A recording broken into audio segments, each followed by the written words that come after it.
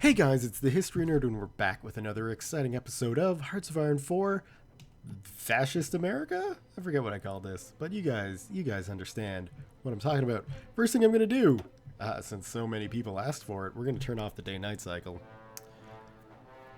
So there we go. Second little topic of conversation, I saw, Blinton, you were suggesting, closer support groups off of carriers would be helpful, conducting landings and things of that nature, and I do agree with that.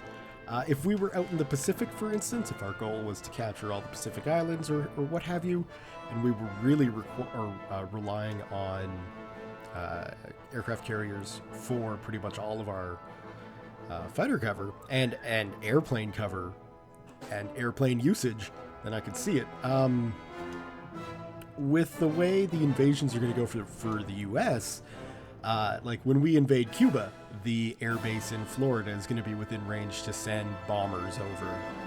And, for Hispaniola here, we've got an air base over in Puerto Rico. We'll have one on Cuba. We're in a position, even further down here, that we don't need to worry about relying on carrier-based aircraft for landing. Which is good because carrier-based aircraft isn't as good as land-based aircraft. So getting ourselves, or not even getting ourselves in any sort of situation, if we take a look at this, well, we need fighters and naval bombers. Anyway, we've got 55 aircraft. We're going to be splitting that pretty evenly between fighters and bombers. To add in a group of close air support, we're going to be losing out on the fighter cover and the naval bombing.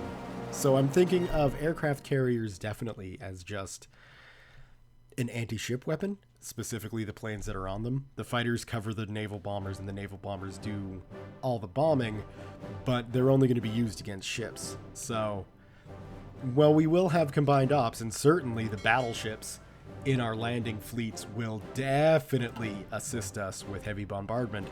But for the most part, navies are designed to fight navies. In my head, air forces are designed to do what air forces do, and infantry does all the fighting and stuff. So I don't think we need close air support carrier planes. Plus, that just adds in a whole other level of production, right? Like, I don't think we'll be producing any close air support vehicles because we'll be sticking mainly with tactical bombers. Those are going to be the jack of all trades that we can produce in theoretical massive amounts. So we should probably get on the production of them. Yes, I agree, but carrier aircraft is taking priority first so that we can get our fleets sorted properly. All right, what do we got? We've done the USMC. I don't know if we want to necessarily go hopping right into amphibious operations, but it might not be a bad idea to let it tick up a little bit. I don't know. And I fully agree that I should know because I'm running the show. And in fact, it does seem like, maybe some of these would be good. We are going to be producing a little bit of political power thanks to the leader. So, 6 of one, half a dozen of the other. I don't know, maybe military construction. Well, we need war propaganda. For that, we need world tension at 20%. So, well, specifically the UK, the Soviet Union, the German Reich, or Japan to cause world tension to go up, or someone be in an offensive war. Right now, nobody's in an offensive war. Damn you, limitations. So we might as well go with the electronics and support technology then. Why not? Low manpower. Yeah, that's going to be a problem for a fairly long while, come to think of it. But we'll get out of the Great Depression. Or, well, yeah, we'll get out of the Great Depression somehow. Don't really know how yet. War with Canada. That's about the only way to go about doing it. We need some rubber. So, yeah, sure. UK, why not? There we go.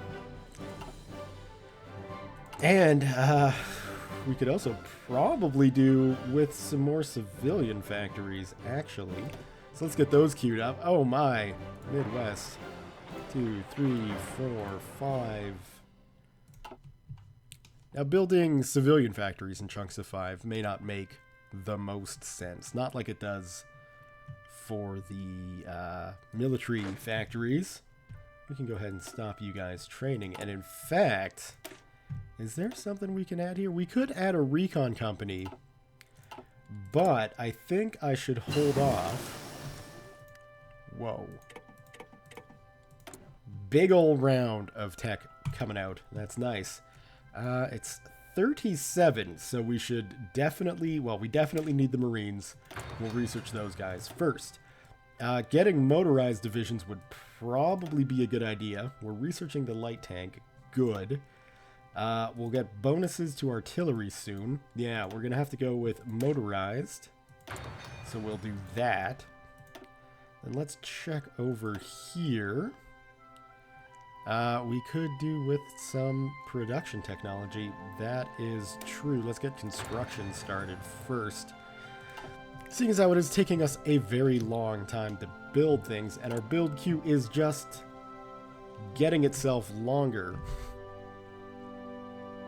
Oh, Florida. I want that airbase. So yeah, so with the tactical bomber research complete, I think we can definitely do to get about 1,000 of them before we push into Cuba.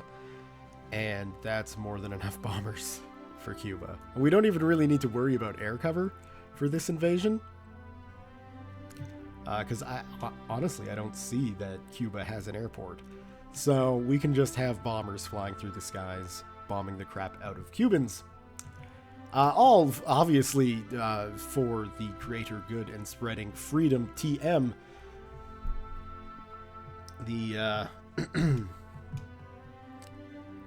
the fascist United States is all about that. Speaking of, we're at about 30%, so we're going to start seeing the events for Civil War popping up. And like I said in the first video, we're going to avoid the Civil War completely. Because it's just a waste of... It's a waste of material, and the US is just too big to fight a Civil War. Especially when we only have, 24 infantry divisions kicking around, waiting. Anyway, not much else is happening, so we're just going to let techs develop. We're going to let the nation develop. And I'll see you guys when something exciting happens. See you in a bit. Alright, so we just got the Marine Corps researched. And now, up next, what we could be looking at is a lot of things. What I am going to do is get the North Carolina researched so we can get into the Virginia and start producing the super heavy battleships. Now, I did see a comment saying, obviously the capital ships aren't everything. We got to worry about screens and stuff. And yes, I do agree with that entirely. However, in peacetime, so far away from the war, it's best to get your capital ships built now because they take a while. So hopefully in, naval conflicts, we won't be losing too much in the way of capital ships. Hopefully in naval conflicts, we don't lose anything. Let's just get that out of the way right there.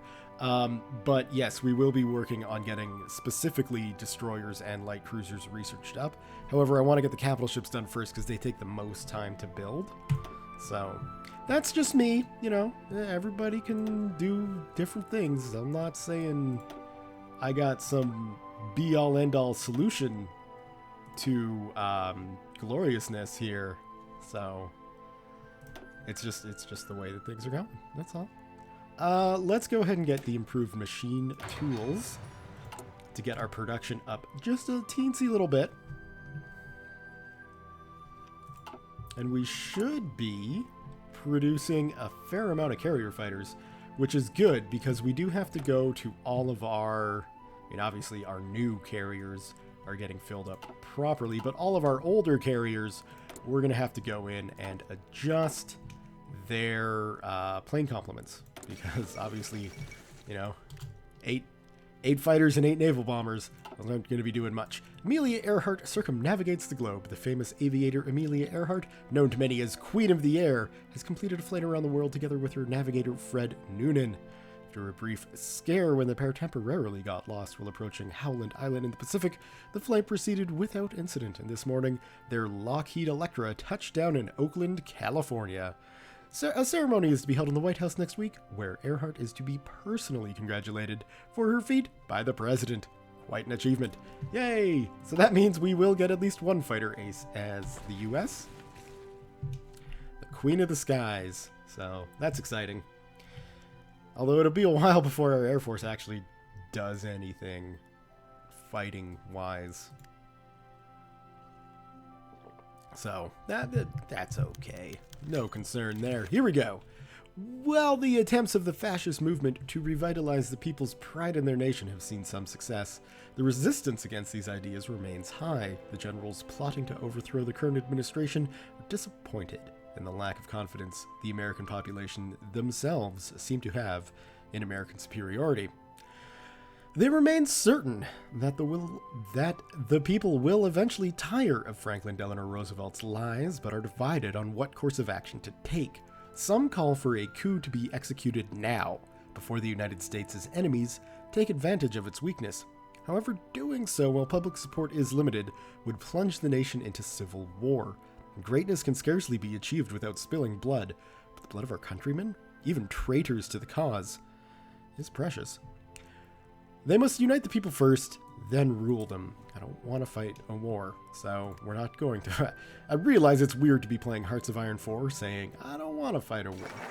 But I don't want to fight a war. Alright, we got Rook Island done as well. Looks like the Soviet Union has finally purged their leadership. It certainly does take a while. So after getting Committee on Technocracy, I went for Support Rock Island because artillery boosts are good boosts. In the meantime, we could attempt to reaffirm the Monroe Doctrine, but I want to start going through this once we're fascist. That makes more sense to me.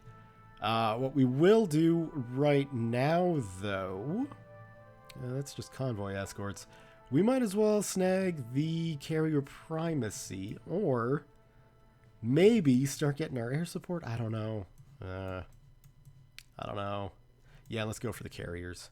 Because that'll give us 2 models, right? Let's just make sure. I think it's just, yeah, we just have 2 remaining. So we will definitely do that. Perfect.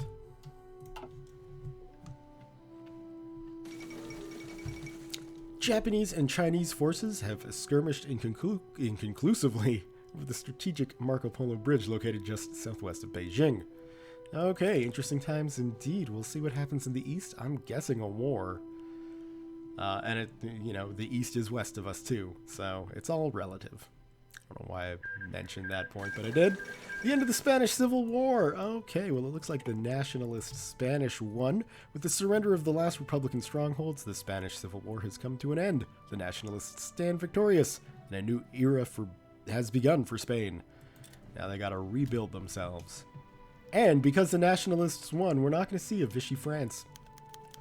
I don't think, anyway. I haven't seen that.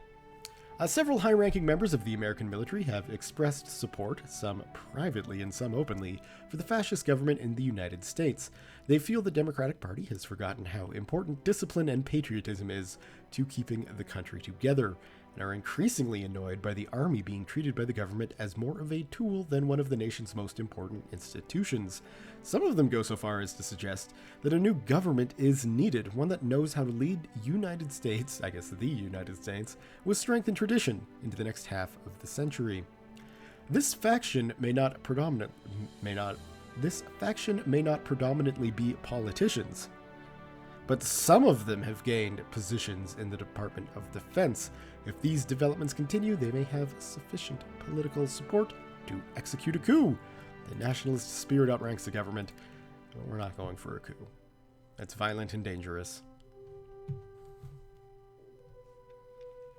And we can just leave it open to an election, which is better, because then we've got the legitimacy of, doing things election-wise. I wish my brain was working better today. Let's go ahead and concentrate on Industry 2. And over here, Let's see. We could go for the Flying Fortress, I guess. We could get some naval traditions done. Maybe instead we'll finally get the Sims class research. That's probably a good idea. I'm not sure when I'm going to double down on whatever destroyer I've got, but maybe, you know, starting to produce some more modern destroyers would be a good idea. We do have quite a lot of level 1 destroyers kicking around. If we take a look, we are into production of our, of the last carrier, the Yorktown for the Pacific Fleet. Not the Yorktown, the last Yorktown carrier. And then we're getting the Brooklyn classes into the Caribbean fleet. That is absolutely wonderful and excellent. Carrier primacy is done. That was quick. Yes, I am at speed 5. The world is still not crappy enough for this. Oh, no, it is. Okay, so we can finally go for war propaganda, which is good, because we can slowly go down the building up phase with that. Ooh, and one thing I do need to do is start training up my Marines here. We do have the army experience to add one thing to them, and it's a toss-up between support artillery and the engineer company, but I think we're going to go with the engineer company for the Marines first, so let's do that. Of course, these guys are not front-line units, so, you know, that's something to remember. 1, 2, 3, 4, 5. 2 of those in Miami. There's the 1st Marine Corps.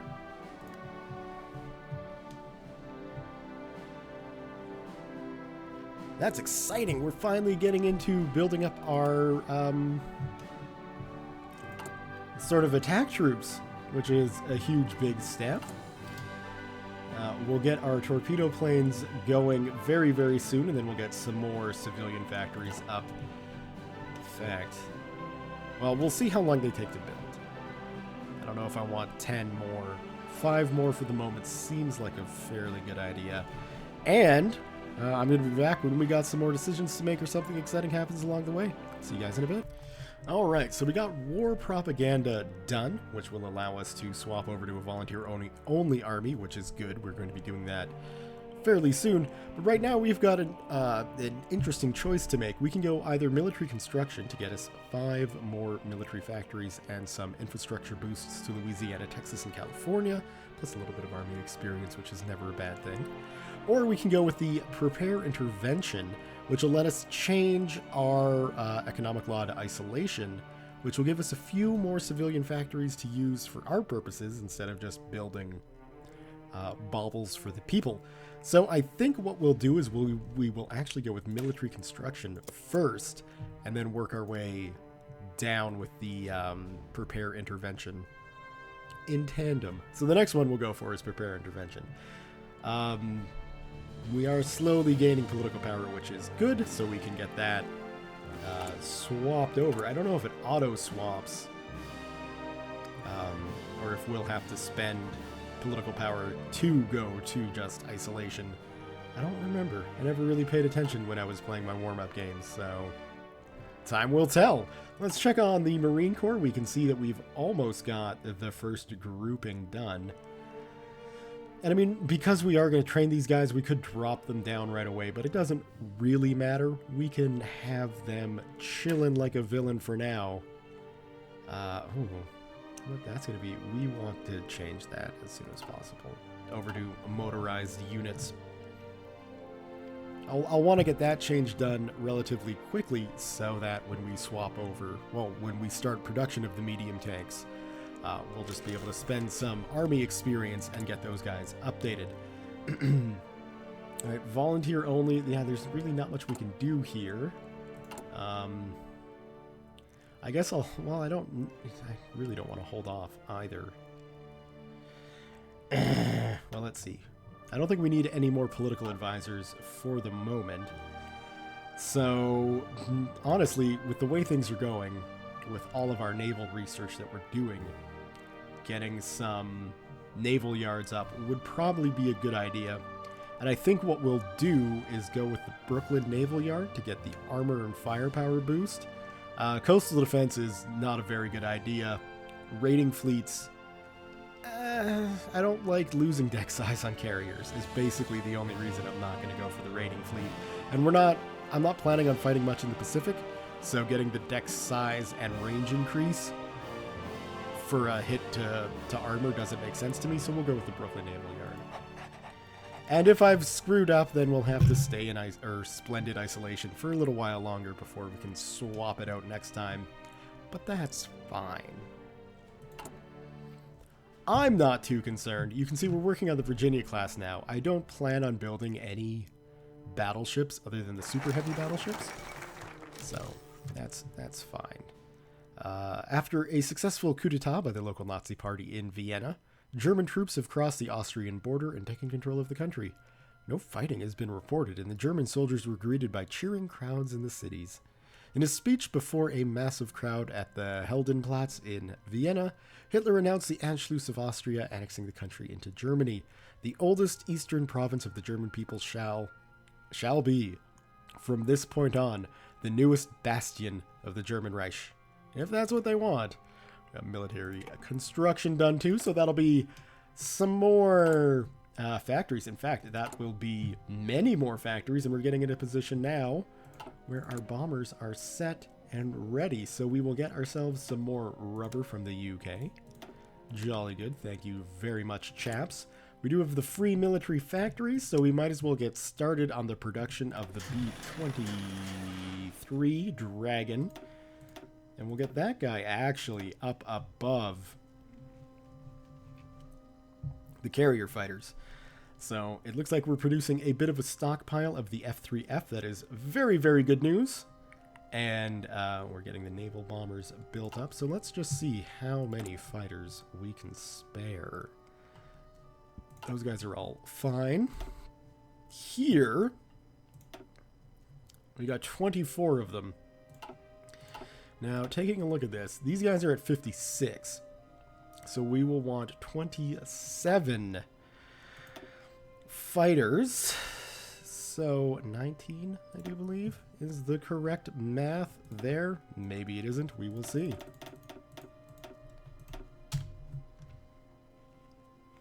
I don't feel like doing calculations in my head at the moment, but I think that's looking pretty darn good. Perfect. We got the Sims class research done. We're going to pop over here quickly. 45, 56. Okay, so the Wasp is coming along nicely. These two, I might start moving them into the Gulf fleet as well. Because we should have 2 Yorktown class carriers going. Okay, I'll get that sorted in my headspace later.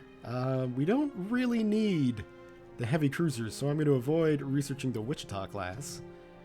And that's still 207 days away, but it might not be bad. Although I do view the Essex class as kind of a jump to midway, so we can hold off on that for a little while yet.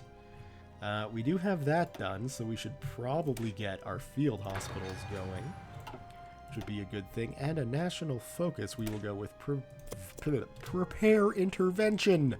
Let's get my mouth wrapped around that. Ha ha! Happy days. All right, well, we might as well get the computing machine research done as quick as we can. And our Marine Corps is coming along very nicely. We could drop those guys down, but we'll let them train in base and then do their thing there. As research is coming along on the field hospital, I'll slap those on my infantry divisions once we get it researched. In the meantime, I will see you guys when something exciting happens. See you in a bit. Alright, so with our shipyards opening up without, producing capital ships, and with our super heavy battleships still a little ways away, I'm taking this opportunity to get 10 Sims-class destroyers to the Atlantic and the Pacific fleets. We don't need to worry too much about building up destroyers for the Gulf fleet. However, we will transfer some of the older out-of-date destroyers probably from the Atlantic fleet. We'll take 10 destroyers from the Atlantic fleet, transfer them to the Gulf, and then we'll take 10 older destroyers from the Pacific fleet and transfer them all the way out to the Asiatic fleet. just to try and get these guys built up a little bit. Although, I do kind of view the Asiatic fleet as a bit of a... if we wind up at war with Japan, I wouldn't be surprised if that fleet sunk. And, well, it would be horrible to lose all those seamen. You know,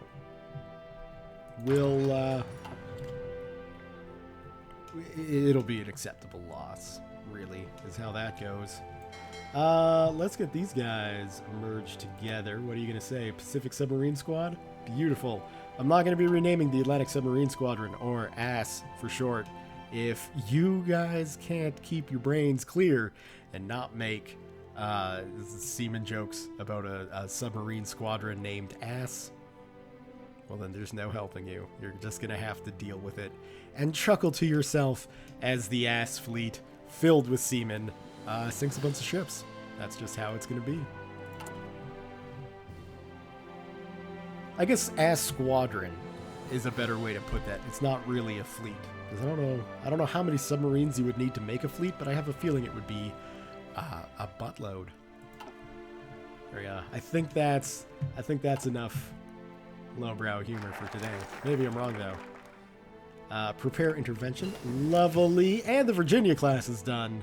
Absolutely lovely and amazing. Then we might as well go with the Giant Awakes, or the Giant Wakes, and get some more stuff rolling in our favor. And I think that's it for ship designs for the next year or two, which is good. So we can go into naval doctrine and start researching things like carrier primacy.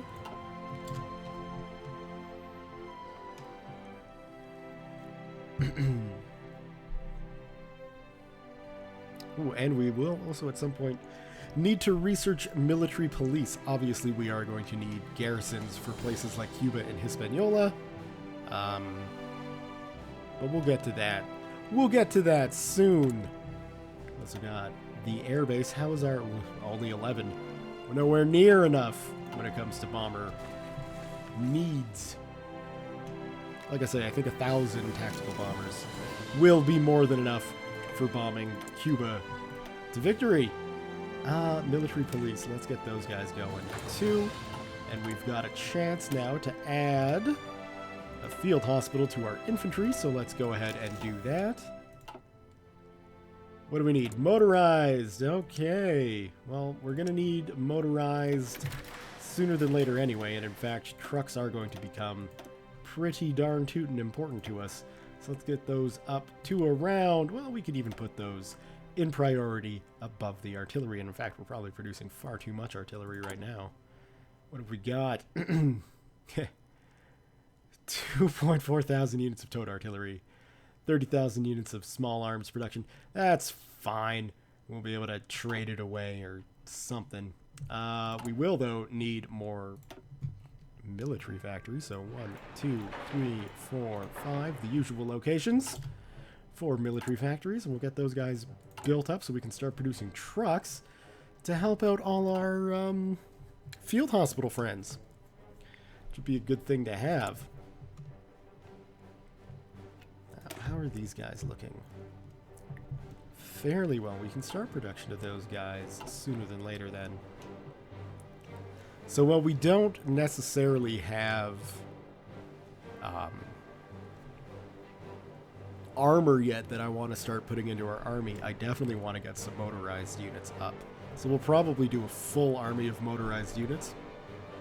And then once we get our tank production going, we can split that in half and add in, you know, the proper amount of tanks, so we'll have a 12-12 split. Armor and motorized infantry. I'm not going to be designing these units, quote-unquote, efficiently, you know, for the best combat width and things of that nature. I can't be bothered. So, you know, it's when you're playing single player, it certainly doesn't make a difference. So that's good. I'm hoping that it won't make a difference. The computing machine! Oh-ho! What sci-fi wonders is this? We'll get encryption started. And decryption as well. And I haven't really made use of any radar installations yet. There's only a few places initially that I think setting up radar would be good. Puerto Rico is one of them. The Panama Canal is one. We might want to get some radar going in Florida for the invasion of Cuba, but it's not necessary. And then obviously Hawaii as well will need radar. But that's a little ways away. We don't need to worry about getting radar going all that quickly. Focusing in on the encryption and decryption just because it does give nice bonuses, and I think that it would be good to have those. All right, well, I will see you guys when something exciting happens. See you in a bit. All right, so I got the carrier groups sorted out here, which means we're now producing in excess of carrier fighters. Once we get that around 100, I'll stop production and swap over to something else. We've also got the Marine Corps done, so let's get these guys going. As the first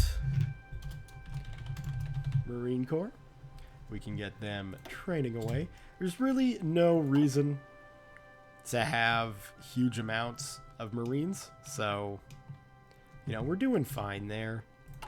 We will grab you and go 1, 2, 3, 4, 5, 6, I guess.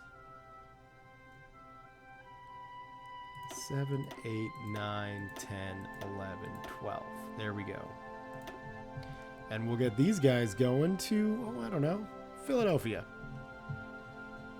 There we go. What are we missing? Obviously, the motorized equipment is what we're missing there. We're already in a situation where we have a dearth of trucks. So, let's see if we can maybe just pepper in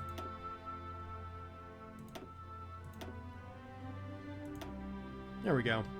Pepper in some military factories in between the civilian stuff so that, you know, things will get built up as time goes by. And then we can start, you know, getting our mechanized army deployed. Mechanized. Motorized army deployed. Although, well, it's good to get that, but we will need another infantry army as well. So, yeah, we can hold off. Yeah, well, we got. It seems like we've got enough manpower to maybe do this. So let's see here. 2, 3, 4, 5, 6, 7, 8, 9, 10, 11, 12. And we'll deploy you to Atlanta, which doesn't even look like a city on the map. Oh well, that's fine. There we go, yeah. Our manpower is going to drop down with this massive amount of military buildup. That's fine. We'll be okay.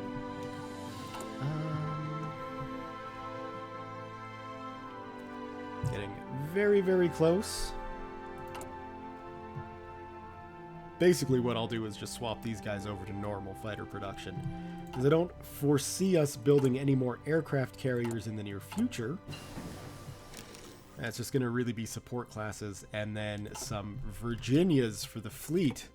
Now what I'll do with the super heavy battleships, at least initially, we might as well get that going too, is to put them in the Atlantic and the Pacific fleet, and then take battleships away from both of those fleets, put them into the Gulf fleet, so that we've got more battleships for more land bombardment.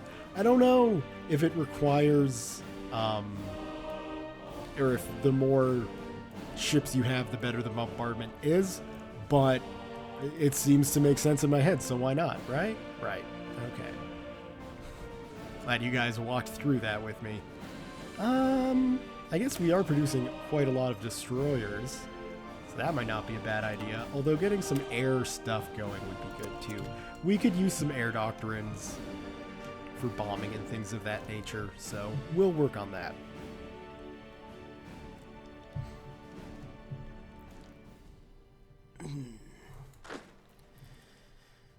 And I guess we could probably give you guys a commander. Now, when it comes to the Marine Corps, I want a very specific commander involved. Out of supply. So, Alexander Patch.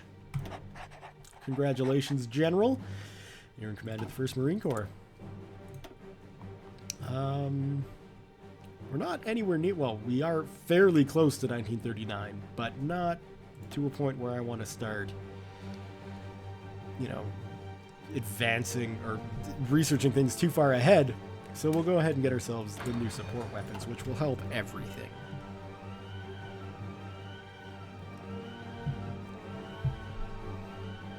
And what we can even do while these guys are training is get their battle plan set up. So you guys will be leaving Miami and going to Havana. Perfect. So now you'll... Not a valid oh, no, well...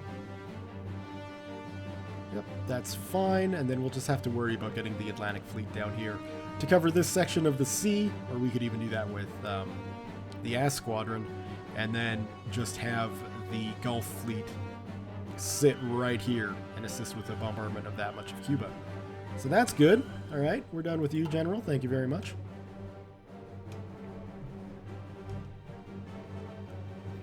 And in the meantime, we don't necessarily need to give any other units a general, although why not? 1st Army.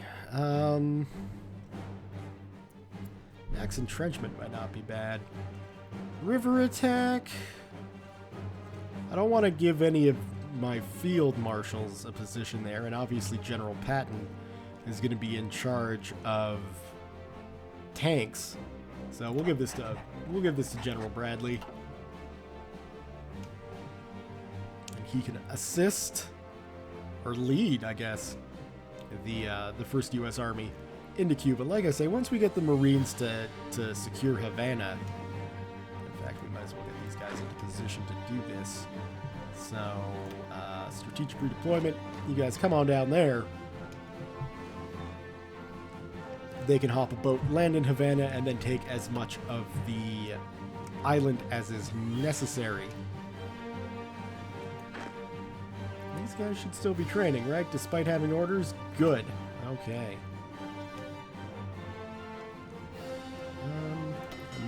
Well, it's a bit early yet to be really planning for the invasion of Cuba. Just getting the Marines to start looking into launching their invasion, that's fine. Nothing's going to come of that. So, you know, that'll be just fine for them to do. We got the ciphers done. I think we've got all the proper industry tax research. We've got that research. Oh, we're sitting fairly well here. Those are all coming in 1940. So now, why not? We'll get the Flying Fortress research. Get some strategic bombers. At least the idea of them cemented in the minds of American military planners. Navy experience. Well, we don't have to worry about that just yet. We're not going to be making versions of ships just yet. Certainly not with level 1s and 2s. I want to have those things aimed at 3s and 4s. I can get a modified midway class aircraft carrier so that it's got, I don't know, tons of deck space or extra armor or something. Who knows? But that seems like a better use of naval designs than upgrading a level 2 destroyer. Because we're not really, you know, we don't have a naval enemy that we have to worry about. Which is good. You know, it's handy to not have a naval enemy we don't need to worry about. I think we should be fairly good on the carrier fighter front, and indeed, yes, we are. That can't be... That picture can't be correct. We don't have any P-40 Warhawks sitting around. How's our naval bombers looking? You have Ferrum. Well, no, those were naval bombers, not carrier naval bombers, which we certainly do need a bit more of a stockpile on. What's this? Motorized. Oh my. Do we need trucks badly? 4,000 trucks. The fall of Nanjing, we'll read that in a bit. Well, the attempts of the fascist movement to revitalize the people's pride in their nation have seen some success. That's the same thing. We're gonna wait. The fall of Nanjing. The capital of the Republic of China, Nanjing, has been occupied by forces from the Empire of Japan. Despite fierce resistance from the walled city's Chinese defenders, Japanese troops managed to capture Zhongshan Gate and fought their way into the city. Sporadic gunfire can still be heard, and several fires are raging in different parts of the city, but most surviving Chinese forces have either withdrawn or been captured. Along with the capture of Shanghai, this is a significant victory for Japan in their war against China. Let's take a look at the map. How is Japan doing? Well, they've got China split in twain, which is never a good thing for a nation to have, and I'm sure the British garrison in Hong Kong is only slightly shitting itself right now. But the Japanese, they're not going to attack the Allies. That would be ridiculous. Ridiculous! They can't fight that back.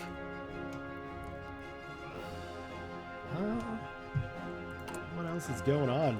I'm looking for a good spot to leave the video. We got this going along nicely. We'll have our second U.S. Army and our motorized divisions built up relatively quickly. We got these coming along fairly well, but I have a feeling we're going to need some more military factories for the trucks in the future. So we should probably build those. 1, 2, 3, 4, 5. Beautiful. Eastern Seaboard is building up more military installations. It's glorious. But yeah, I mean, that feels like a good spot to leave the video. Why not? So, we will give that a save. USA, not that one. So yeah, thumbs up if you have enjoyed today's video. Leave your comments, questions, concerns, thoughts, jokes, musings, what have you below. Thank you all very much for watching, and we'll see you guys next time.